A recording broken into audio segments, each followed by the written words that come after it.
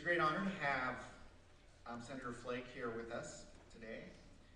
And we are going to turn time over to Professor David Magleby of the Department of Political Science, who will introduce Senator Flake.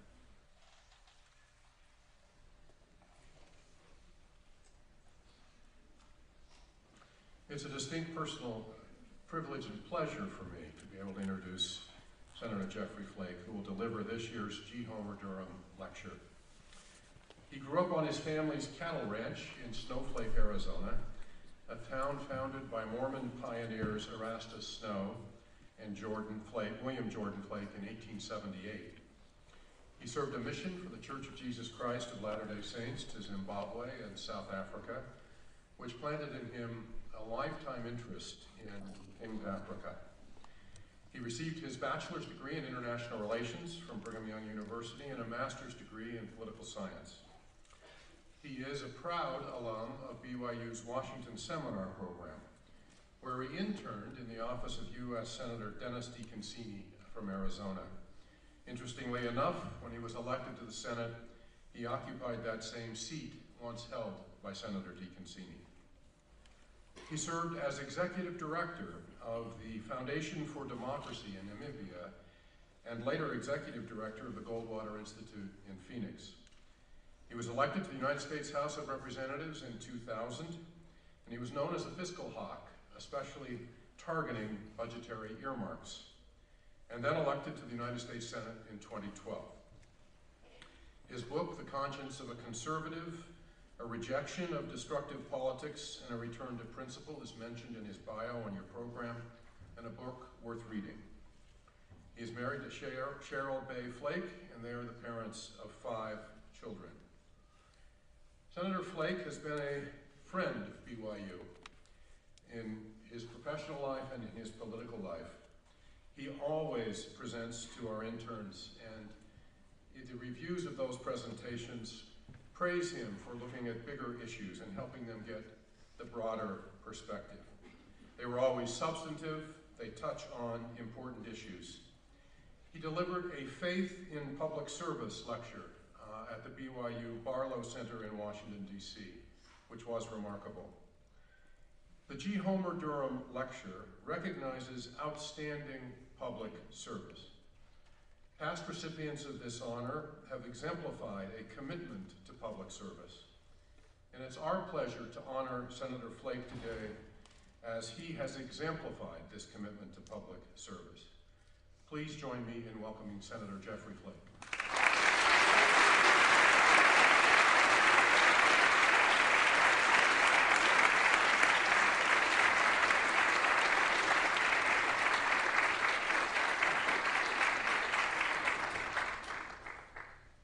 Sven and David, thank you for the introduction, and thank you so much. It's a wonderful honor to be here today. It's a great honor to be here giving the G. Homer Durham Lecture. Greetings to his family in attendance. Where I come from, the president of Arizona State University, Michael Crow, has gained a deserved reputation as a visionary who's taken ASU to new heights in growth and prestige. But Michael Crow stands on the shoulders of G. Homer Durham, who during his time as president of ASU put his own vision into place by building more than 50 structures on the campus and establishing the colleges of law and fine arts, as well as the graduate school of social work. It was reported in one publication that G. Homer Durham once wanted to be a United States Senator. I'm glad he set his sights higher. Had he been a senator, it is likely that thousands of students would have been denied his tutelage, and members of the church would have missed out on his leadership and his spiritual guidance. He chose well. Cheryl and I cherish our association with BYU that we share with all of you. It was 35 years ago that we met on a beach at BYU, Hawaii. I don't remember much about school on Oahu's North Shore, but I do remember that girl on the beach. Now, several years later, and 3 kids later, we left the cold mainland behind and 3 toddlers behind to go and revisit that spot on the beach. We reminisced, and then we drove up to the school. I mentioned to Cheryl that things had sure changed around there. I said, pointing to a new building, I said, "That's a new building there on the right." She said, "No, that's the library." She said that was here when we were. I must admit it was new to me. I do remember eating a lot of pineapple in the cafeteria, spending an inordinate amount of time on the beach and on the tennis court. I have some vague recollection of a political science course I took, so all was not lost on me, and somehow I made it to Congress. But over the years, I've been frequently asked in settings like this what it's like to be a member of the Church of Jesus Christ of Latter-day Saints in Congress. Now, during my time in the Senate, there were up to 6 members of the church in that body. That's a respectable percentage. I served 12 years in the House before being elected to the Senate, and every 2 years in the House of Representatives, each newly elected member rises together in unison and pledges to uphold and defend the Constitution as they are sworn in. Now in the Senate, only 1/3 of the Senate are elected every 2 years, and so it allows for a little more intimate setting of swearing in. We are each 4 senators at a time escorted to the well of the Senate, where the Vice President, who is the President of the Senate, reads the oath of office and swears us in. We were invited to bring our own family Bibles to hold in our left hand as we raised our right hand, and the rite was performed. As you might have guessed, for my swearing in, I brought a leather-bound quad with the standard works etched on the cover. I wondered what somebody in the Senate chamber might think, or somebody watching C-SPAN, if they saw it, but it passed without notice. I returned to my seat, and just then the next group of newly elected senators passed toward the well. One stopped and said, "Senator Flake, I forgot my Bible. Can I borrow yours?" "Sure," I said. I wondered how long it would take before he looked down and realized that he was holding something a little heavier than the King James Version. I breathed a sigh of relief as he returned to my desk without incident, thanked me, and handed me back the quad. I looked then across the floor of the Senate, and there was Majority Leader Harry Reid, a member of our faith. He was looking at me wearing a big smile. He slowly walked over and said, "Brother Flake, when are you going to inform that good senator that he just swore his oath on the Book of Mormon?" I said, I think I'll wait and see how he votes for a while. Now, when the Senate is in session, we have a weekly prayer breakfast. It's attended by roughly 1/3 of the body, as schedules permit. Each week, a different senator is asked to talk about their faith journey, a sort of devotional, seminary devotional without the plate of brownies. The senator who speaks that day is asked to choose the hymn that the members there will sing. And so right at the beginning of the talk, we had the hymn. And let me tell you, to join 30 of my Senate colleagues in singing a very amateur rendition of "I Am a Child of God" is an experience I'll never forget. A few weeks later, another member of our faith was asked to choose a hymn. He chose "Have I Done Any Good in the World Today?" I know what you're thinking. For a bunch of politicians in Washington, that's not an easy question to answer truthfully. But I'd like to say a few words today about the state of our union. Now, next week is traditionally the time when the President of the United States is invited by the Speaker of the House to deliver the State of the Union address. As you've heard, that address will likely not happen in the House chamber this year, or at least not next week.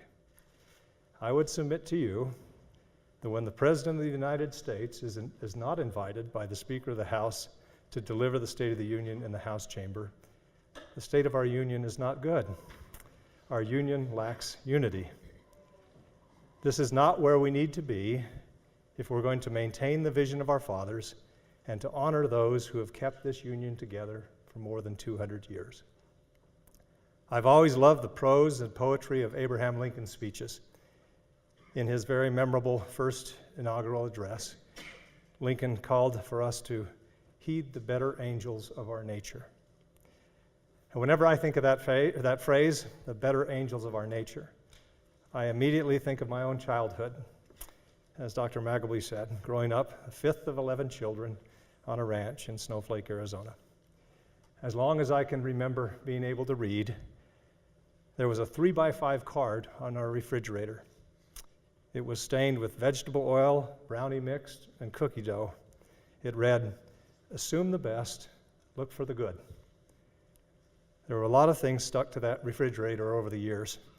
Wedding invitations, ribbons from the county fair, respectable report cards, as infrequently as they came, countless sticky notes, reminders of ball games and irrigation turns. All of those things came and went, but that card remained. Assume the best, look for the good. It was a gentle reminder from a very patient mother who was forever trying to coax out the better angels in 11 unruly kids who were predisposed to bicker and to quarrel. Now, speaking of bickering and quarreling, in Washington these days, the better angels have all but been declared non-essential employees. They're furloughed. It's difficult to turn on the television or radio or look at newspapers or social media without being alarmed by the vitriol and cruelty that accompanies virtually any discussion of politics. At least I hope we are still alarmed. I hope we haven't accepted as normal the current state of our politics, but I fear that such acceptance comes closer by the day. In decades past, members of Congress would typically move their families to Washington once they were elected. The children of Republican and Democratic congressmen and women would attend the same schools, play on the same sports teams. Their families would socialize, entertain, and worship together. The pull of partisanship during the weekdays was no match for the friendship that was fostered on the weekends. There's an old saying in politics that you won't question the motives of your colleague when you know the name of his or her children. Such familiarity is now all too rare. Soon after I arrived in Congress in 2001, I proposed an amendment to an appropriation bill to lift the American ban on travel to Cuba. I'd always had this strange notion that if you really want to punish the Castro brothers, just make them deal with spring break once or twice. I'm convinced that before long they would simply wave the white flag. But in any event, my amendment was opposed most strongly by Republicans, particularly Florida-based Republicans who at that time still favored isolating Cuba. One Republican opposing my amendment stood during the debate to say that my motivation to lift the travel ban in Cuba rose from my desire to drink mojitos on the beach there. Now, as soon as my Republican colleague said this, a Democrat, David Obey of Wisconsin, who had served for more than 30 years in Congress, jumped to the microphone and demanded that those words about me drinking mojitos be stricken from the record. Taken down, as they say. Now, when this happens, the debate stops as the clerk reads back through what was said, and then the parliamentarian decides whether it rises to the level of being defamatory. Now, after the words were removed, I walked over to David Obey and thanked him for his kind gesture. I asked him why he, a very senior Republican, who rarely shared my views on appropriation bills, would protect me, a very junior Republican. He responded, Flake, I know you're Mormon. I know you don't drink. I was just protecting your honor, he said. Now, sadly, in today's polarized shirts versus skins environment, this inter-party magnanimity is rarely found.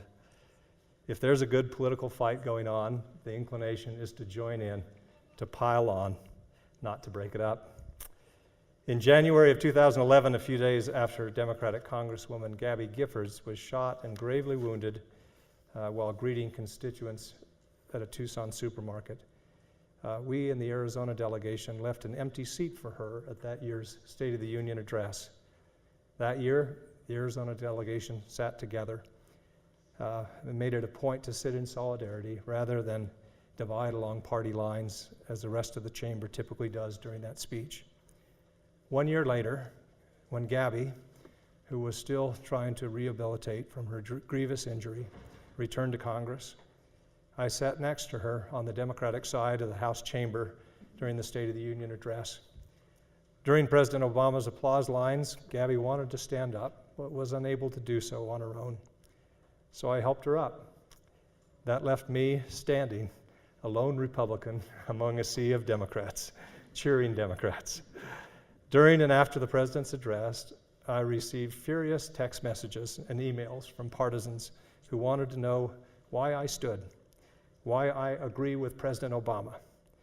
They didn't see a kind gesture. They saw someone consorting with the enemy. Much the same happened during the 2016 presidential campaign when Tim Kaine was selected as the vice presidential nominee. Tim and I had entered the Senate together. We obviously disagreed on many things, but I knew him to be smart, hardworking, and patriotic. I knew Tim's son, Nat, was serving our country as a Marine. By way of congratulating Tim on being named to the Democratic ticket, I tweeted a playful jab, trying to count the ways I hate Tim Kaine. I'm drawing a blank. Congrats to a good man and a good friend. Once again, there was unhinged and irrational fury from some on my side of the aisle. At a political gathering not long afterwards, I received a scolding from a diehard Republican who said that I was aiding and abetting the enemy. If you can't say anything bad, don't say. He caught himself, and before fully reversing the advice I'm sure his mother gave him. But such is the conditioned response of a shattered politics. On a beautiful June morning 18 months ago, I was standing between home plate and first base on a baseball field in Alexandria, Virginia. I had already fielded balls in center field and had taken batting practice a few minutes earlier. I was now just waiting for the last of my Republican colleagues to take their swings at home plate before heading back to Capitol Hill for the more mundane task of legislating. And we heard the first shot ring out. We were confused. We didn't know exactly what it was. We all looked quizzically at each other until, after a few seconds, another volley of gunfire came out, and our third baseman yelled, "Shooter, shooter." The next 10 minutes were an intense blur as the gunman fired nearly 100 rounds at members of Congress and their staff on the field. I remember running and diving into the dugout, cinching another congressman's belt as a tourniquet on the leg of an injured staff member, while still more gunfire raged above and around us. When the shooting finally stopped, I ran out to the field. I used my batting glove to plug the bullet's entry wound into Steve Scalise's hip.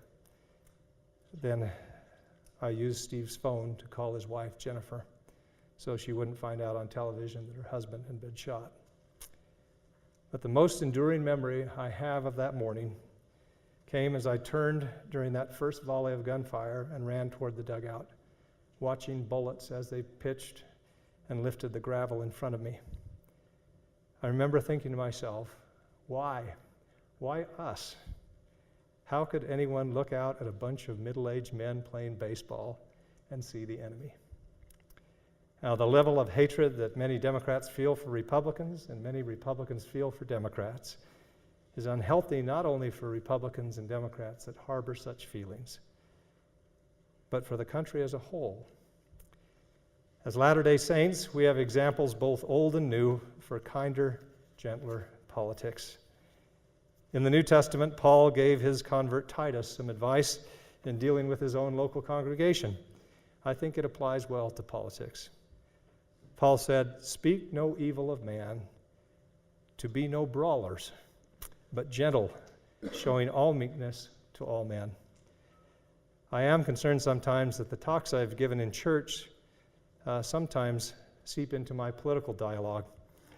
After delivering a speech in October of 2017 when I announced that I would not run for re-election to the Senate, a speech in which I decried the lack of civility in politics, the New York Times ran a lengthy story under the heading, Flake's speech bore marks of Mormon faith, not just politics. In an article, a professor of religion said that the speech reminded him, quote, of the cadence, tone, and themes that Mormon leaders often use when addressing the church's vast general conference meetings in Salt Lake City, calling on members to refuse to accommodate the immorality in the larger world. I took that as a compliment. Although I'm sometimes worried when I conduct church meetings that I might be caught saying, I yield 2 minutes to the gentleman from the Elders' Quorum.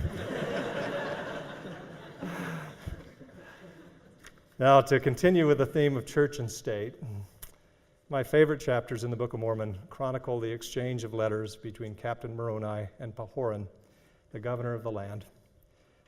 Moroni excoriated Pahoran for failing to provide for his army, saying, we desire to know the cause of this exceeding great neglect. Yea, we desire to know the cause of your thoughtless state. Can you think to sit on your thrones in a state of thoughtless stupor? Let me just say, some days in my office, this type of correspondence would be considered fan mail. But we find out later, of course, that Captain Moroni, who was a good and righteous man, was nevertheless acting on bad information. Pahoran had been besieged by enemies and was in no position to help. Now, Pahoran could have responded in anger.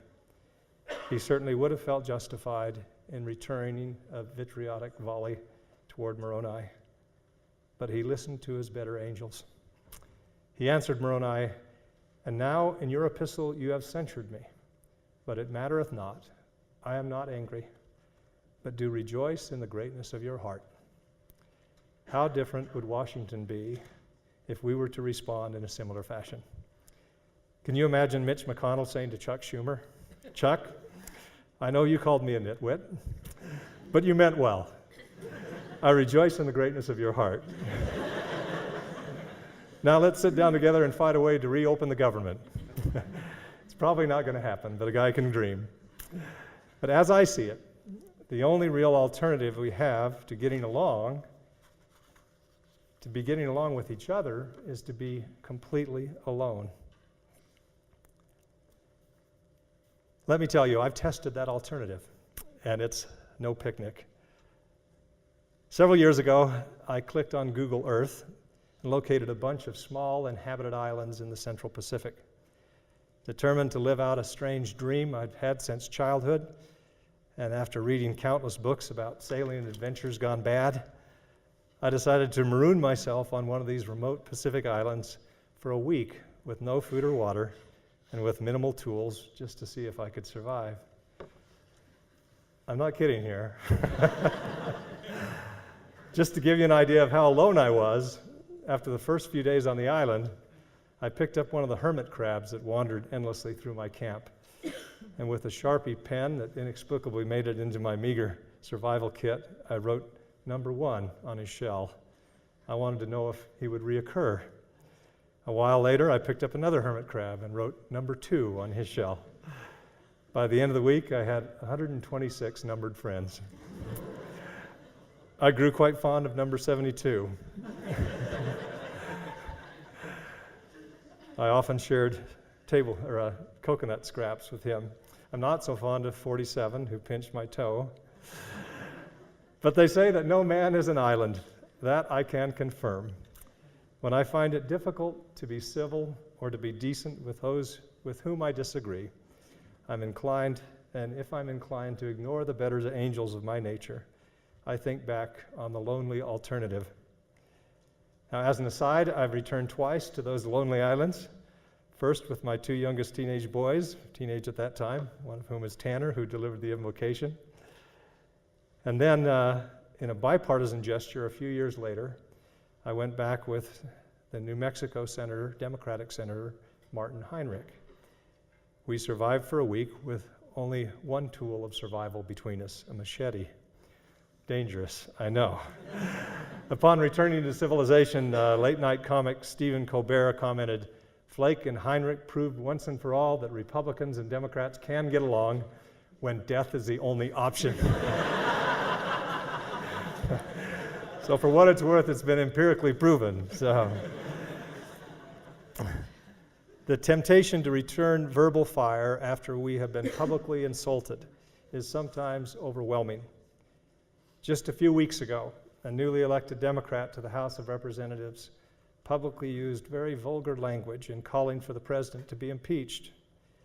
Since I had been critical of the president's similar use of language over the past 2 years, I tweeted the following, quote, "There should be no place in politics for language like this. Pointing out that the president also speaks crudely is no excuse. We should be better." Over the next couple of days, more than 30,000 people commented on my post. The overwhelming sentiment, if the president speaks this way, so must we. We should ask ourselves, where does this escalation lead? What kind of example do we set for our kids? And as elected officials, how do we govern if we treat each other this way? Now, every so often, we see a glimmer of hope.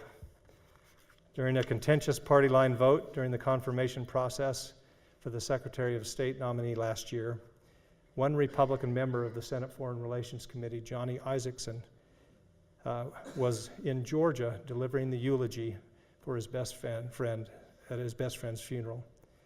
Now, given the narrow margin, Senator Isaacson's absence meant that the confirmation would be doomed until a Democrat, Chris Coons, stepped forward and agreed to pair his vote with the absent Republican colleague, thus allowing the nomination to proceed.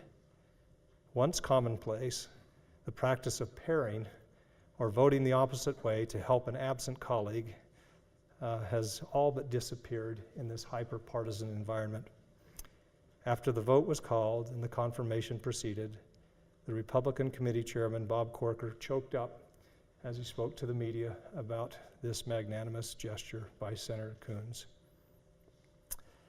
Oh, and I should say that Senator Martin Heinrich, the Democratic senator from New Mexico, with whom I survived a week on the island, just 2 weeks ago, Martin asked me to escort him to the well of the Senate chamber, where he was sworn in for a second term. He did ask me, however, to leave the machete behind. Now, this fervor of rancor and discord will eventually break. That is my hope, and that is my belief. We will return to ourselves once more.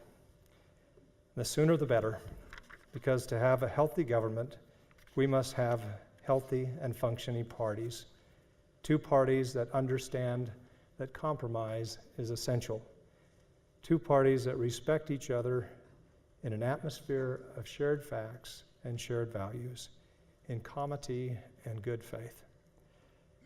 And who better to help break this fever than those in this room and those representing this institution? Those of us who teach that we are all children of God and who understand the inherent worth and divine appointment of every soul. Let us, all of us, elevate our discourse and not succumb to the extreme partisanship that teaches that our political opponents are our enemies. Abraham Lincoln said it best, and I'll close where I began with his admonition. We are not enemies, but friends. We must not be enemies. Though passion may have strained, it must not break our bonds of affection. The mystic chords of memory will again swell when touched, as surely they will be by the better angels of our nature. Thanks for inviting me again to be here today, and it's an honor to be with all of you. Thank you.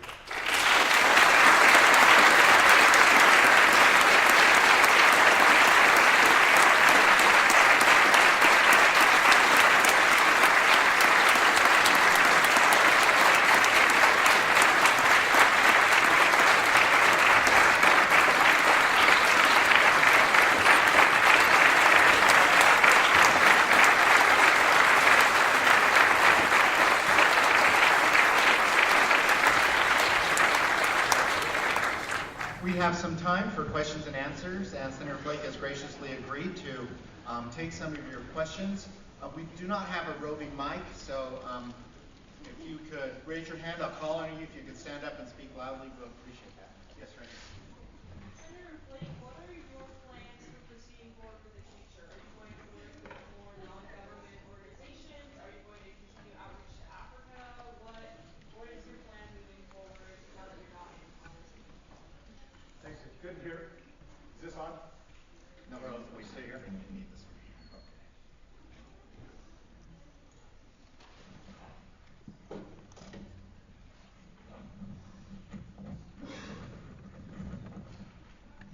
The question was, what do I plan to do after?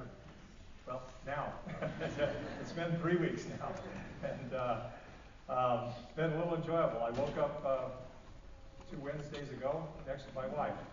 I thought, this hasn't happened on many Wednesdays over the past 18 years. So I will enjoy, although our youngest is on a mission in Mexico right now, and so we're finally empty nesters. Cheryl reminds me often that we did all this completely backwards. We were supposed to get into politics after the kids were raised. As soon as they're raised, I retire. So, but I do plan to continue to speak out, particularly on some of these issues we talked about today. We cannot go on this way. We cannot govern. Anger and resentment are not a governing philosophy. And as a Republican, I'm very concerned about where our party is going. And I plan to speak out quite a bit on that. I will be announcing next week, so no, not announcing anything. Announcing that I'll be working with a media organization on some things, and I'll be doing some teaching throughout the year, and a number of other things, but I will continue to speak out on this. With regard to Africa, I plan to be active, very active. I did my mission there. Our son Tanner served his mission in Zimbabwe, or Botswana, Namibia, and South Africa, and we were over there a couple of months ago picking him up, and I was able to go to Zimbabwe and watch them have elections. First real election since Robert Mugabe had come to power 37 years before. And so I do plan to be involved in Africa however I can. Yes, over here. First of all, thank you for speaking today. What kind of, or let me rephrase this, what is the structural change in the government that you'd like to see happen? An example I'm thinking of is term limits for representatives and senators. Okay, thanks. I'm not a fan of term limits. I think the Constitution does stipulate that you'd have to have a constitutional amendment to overturn it, and that's not likely to happen. In the Senate, we've had considerable turnover over the past several years. Half of the Senate, the members of the Senate, are serving in their first 8 years. And that's a good thing overall, to have a lot of turnover, but there's also a downside. More than half of the Senate has never served in a body during regular, or a legislative body that has had regular order. I served in the House beforehand and gratefully was able to experience it there. But in the Senate, we haven't experienced anything approximating regular order, where bills move through the process as they should, where we don't have government shutdowns or operate under continuing resolutions. And so there is value in having members who have been there longer. I'm glad for every minute that John McCain spent in the United States Senate, some 34 years or so, and Orrin Hatch and others. And so I don't think that we've had quite a bit of turnover. I'd rather see that. One thing that has been put out that a lot of people on my side of the aisle are agitating for is to get rid of the filibuster in the Senate. That's, the filibuster is blamed for a lot of things, but what the filibuster really is it forces, or the supermajority requirement in the Senate, it forces the parties to work together. And that's a good thing. And if you were to get rid of the filibuster and the House or the Senate became like the House, where majority rules on everything, then you would have the government lurching forward on issue after issue that the Senate, as Washington saw it, was to be the saucer that cooled milk and to cool down the passions of the House. So I hope that doesn't happen. I don't think what we have in the Senate or in the Congress is a problem of the rules. I think it's a problem of behavior. And the media environment that we're in puts all the incentives kind of in the wrong way. I'm talking media, both cable shows and social media in particular. There is very little incentive for deliberation.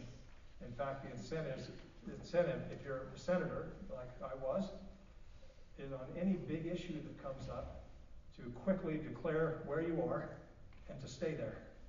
and to never indicate that a hearing that you might be chairing or an investigation that might be occurring might inform your vote. Because if you do, you've angered both sides. And that's not a place you want to be in terms of death threats and everything else. And so the incentives all push members to the extremes.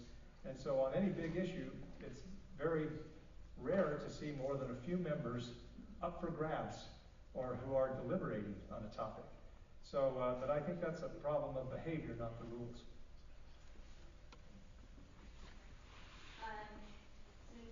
Since you're an advocate of cooperating between parties and you're against polarization, why did you not want to go for re-election, especially when the Republicans and Democrats are so unwilling to work together, but you're against this polarization?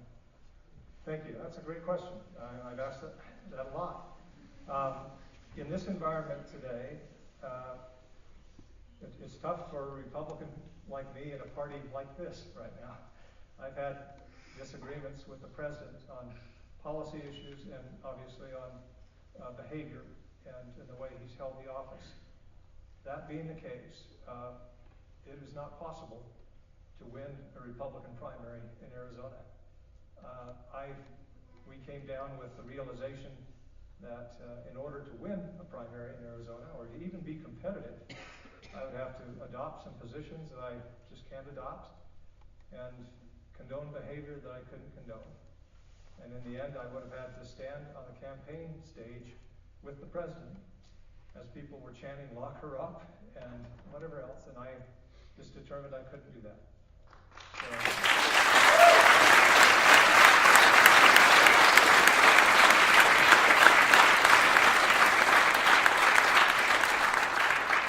Not every state is like Arizona, and I'm not casting aspersions on any other member, but that was the reality for me. Yes? You talked a lot about like rhetoric of the Republican Party and how that has gone, or both parties, I guess. But I wonder if you could talk about what you think moving forward, if we're going to move away from where the Republican Party has gone policy-wise. What are policies that a Republican Party moving forward should stand on? All right. I don't want to make this a partisan event or anything, but as a Republican, the main tenets that have animated the party, the principles for generations, have been limited government, economic freedom, free trade, strong American leadership around the globe. And those, we've departed quite a ways from there. On trade, for example, that's one area where we're going to have to, as Republicans, lead. That's traditionally been our party's role, to lead on trade. If we aren't actively signing free trade agreements, both bilateral and multilateral, we're being left behind. And I'm very concerned about where we are. The lack of American leadership around the globe and the party's penchant now for withdrawing rather than asserting example, at least, or leadership, has real consequences. I've chaired the Africa subcommittee in the Senate for the past several years. And you have 54 countries in Africa, many of whom are going through transitions. The United States has always been the beacon, our Constitution, the model that they wanted to follow. There were no other viable models. Now there are no other good models, but there are viable models for those countries to follow. And so this lack of leadership that we have right now, and the way sometimes the administration has not only withdrawn, but has ridiculed some of these countries and has made statements that make it very difficult for them to be aligned with us. Those have real consequences long term. So I think those things we're really going to have to turn on. And also our debt and deficit is a problem that the president has been unwilling to address, and the Congress has been all too willing to ignore.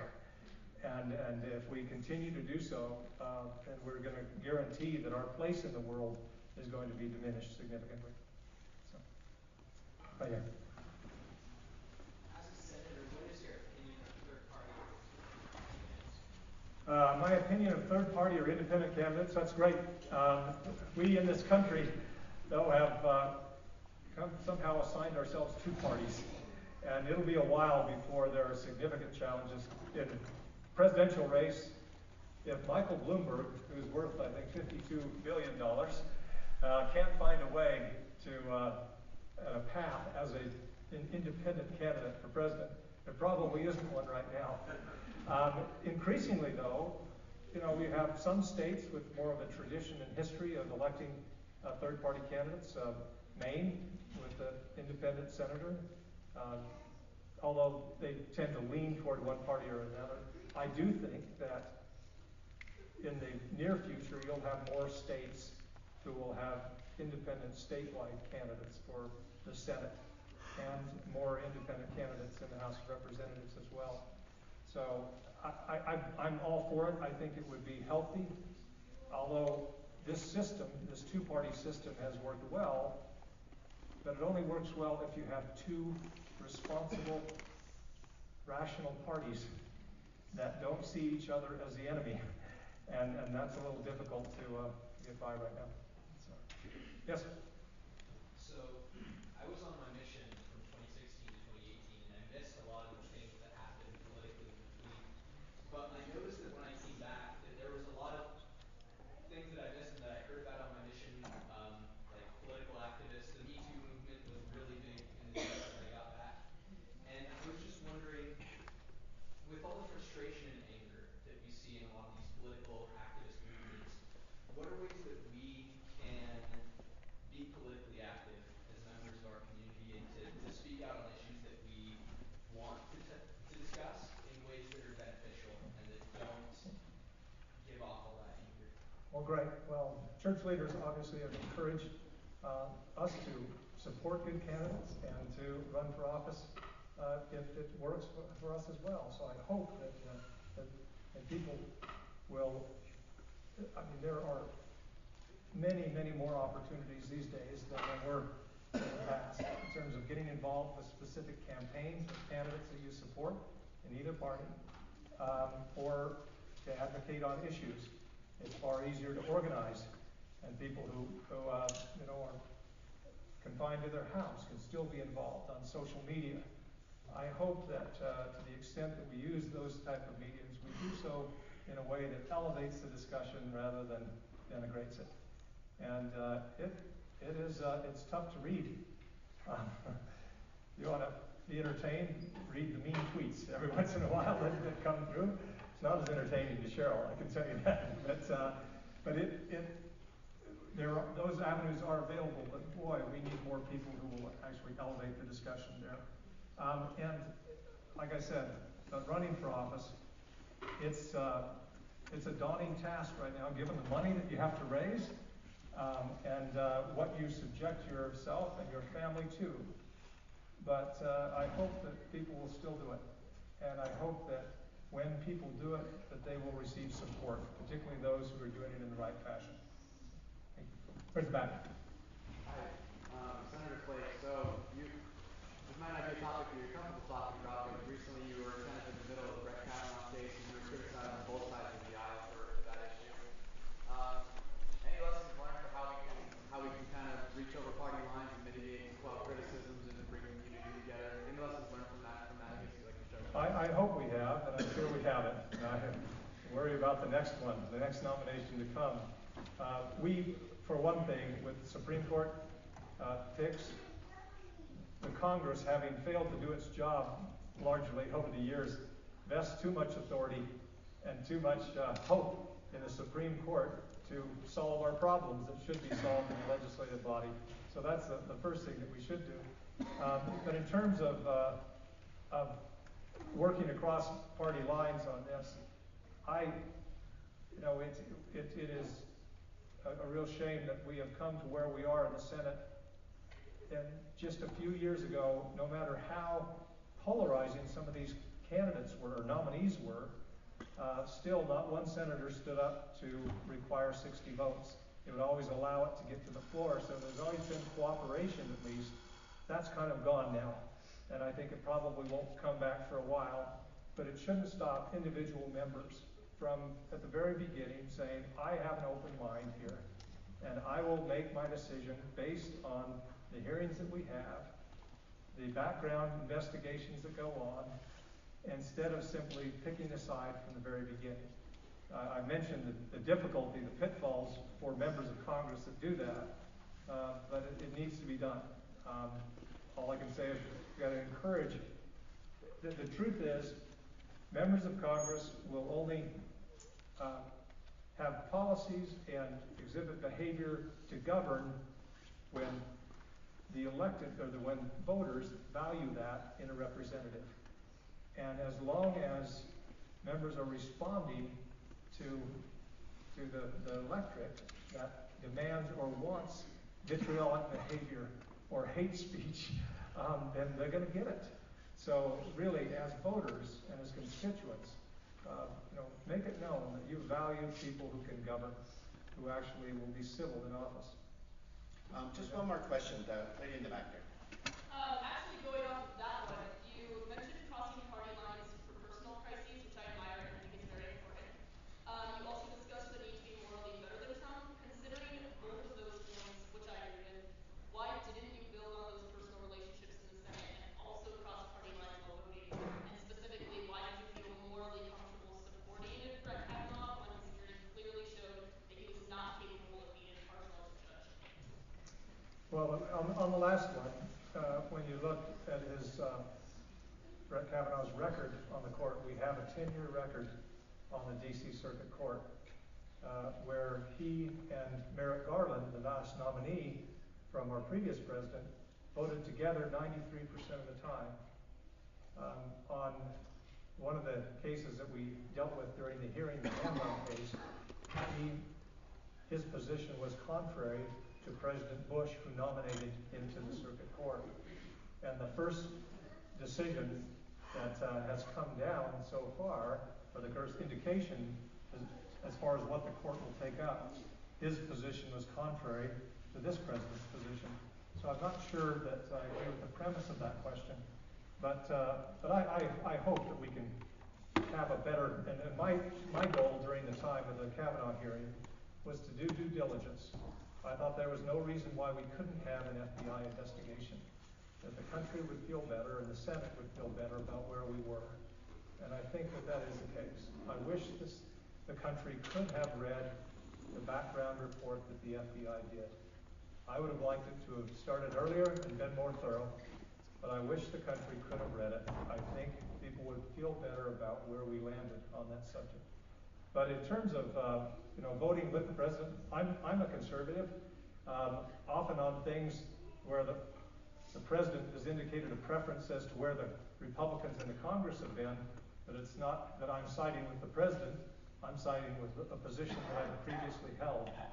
But I didn't always agree with the president as I voted, and certainly as he spoke. And I have the welts to prove it on that, or voting against my colleague. Right during the last month, for example, I felt that we needed to protect the special counsel to make sure that his work was done. And I am in favor of certainly confirming judges. We've confirmed 50 of them since we passed a bill in the committee to actually protect the special counsel. But I said during the last 2 months that I would only vote to confirm more judges I would not vote to confirm more until we had brought the bill to the floor to protect the special counsel. That was not a popular position among my party, not a popular position with the president, but I felt it was important, and so I stuck to it. And I do think that we will get that bill on the floor in this new Congress. Thank you. Thank you. Thank you, everybody.